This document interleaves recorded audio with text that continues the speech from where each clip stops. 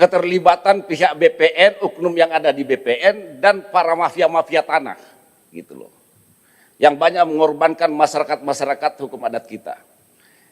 Masyarakat kita dalam posisi yang lemah. Ketika berhadapan para pemilik modal, para pengusaha, para oligarki, ya kan gitu. Aparat penegak hukum kita jangan jadi kaki tangan para oligarki, para pemilik modal. Terima kasih pimpinan yang sangat bijak, memahami nuansa kebatinan.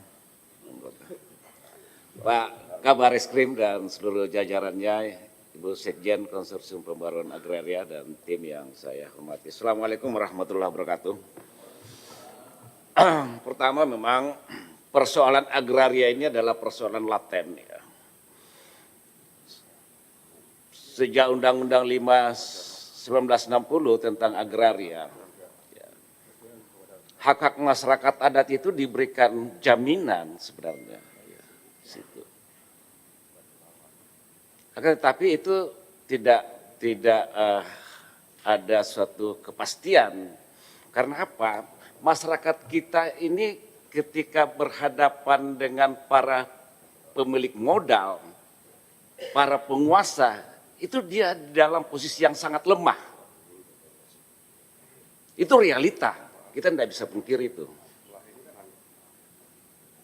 Seperti yang dilaporkan tadi, masyarakat yang sudah bertahun-tahun ya, menempati lokasinya, tetapi karena ada selembar surat, apakah itu dalam bentuk HGU yang dibuat hanya didasarkan pada satelit misalnya, lalu kemudian mengambil kawasan tanah masyarakat adat, lalu kemudian dianggap sebagai penyerobotan. Gimana logikanya?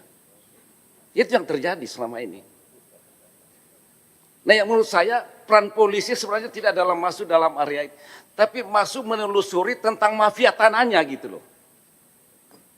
Mafia tanahnya, para mafia ini, HGU yang terbit selama ini itu kan hanya didasarkan pada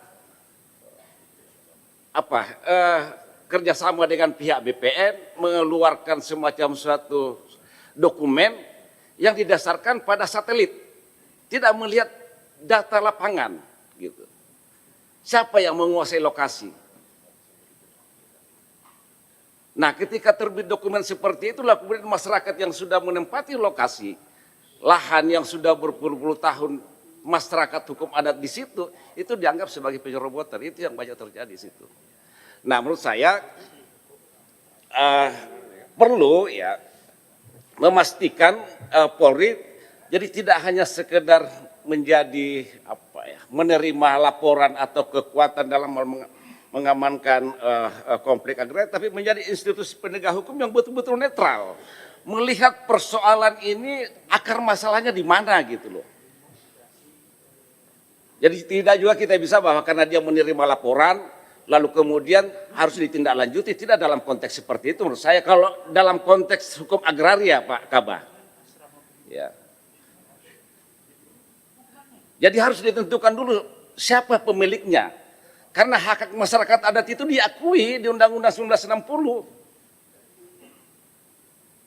Itu ada pengakuan Pak di situ. Pasal 5. Kalau saya tidak salah situ ada fungsi-fungsi tentang masyarakat adat. Bahkan kita juga di Badan Legislasi lagi membahas itu. Ya, Undang-Undang masyarakat hukum adat sepertinya. Nah, seharusnya harus dipisahkan. Ya. Konflik hak atas tanah, siapa sebenarnya ketika itu masuk dalam konflik hak atas tanah, ya didahulukan siapa pemiliknya, itu ranah perdata Pak. Jangan dulu masuk ke pidananya, tentukan dulu siapa pemiliknya gitu loh. Ketika itu masuk dalam konflik sengketa atau persoalan pertanahan. Karena dalam hukum itu memang juga harus memastikan siapa pemilik dari sengketa lahan yang dipersoalkan, kan begitu. Lalu kemudian ketika itu baru masuk dalam pidananya ketika terjadi bahwa memang yang bersangkutan melakukan tindakan penyerobotan misalnya. Jadi jangan lalu kemudian masuk undang-undang sektoral di situ, undang-undang perkebunan dianggap penyerobotan dan sebagainya, lalu kemudian diproses. Jadi peranan Polri menurut saya ya harus ini bagi saya itu sangat penting, Pak. Sangat penting ya. Jadi ya, peran Polri itu jangan selalu berada di posisi ya. Karena itu masyarakat kita dalam posisi yang lemah. Ketika berhadapan para pemilik modal, para pengusaha, para oligarki. Ya kan gitu. Aparat penegak hukum kita jangan jadi kaki tangan para oligarki, para pemilik modal. Sehingga konflik ini betul-betul dilihat akar permasalahannya, sehingga tidak menimbulkan konflik yang berkepanjangan, Pak. Karena masyarakat kita juga dalam posisi yang sangat itu. Nah, menurut saya Pak Kabah, ketika ada persoalan, apakah itu konflik agraria struktural, apakah itu sengketa lahan, apakah itu persoalan pertanahan, itu perlu ditelusuri dulu akar masalahnya. Keterlibatan pihak BPN, oknum yang ada di BPN, dan para mafia-mafia tanah, gitu loh. Yang banyak mengorbankan masyarakat-masyarakat hukum adat kita. Jadi jangan lalu kemudian serta-merta harus masuk dalam ranah pidana, tapi selesaikan dulu persoalan perdatanya. Saya kira itu poinnya. Makasih. Terima kasih Pak Suding.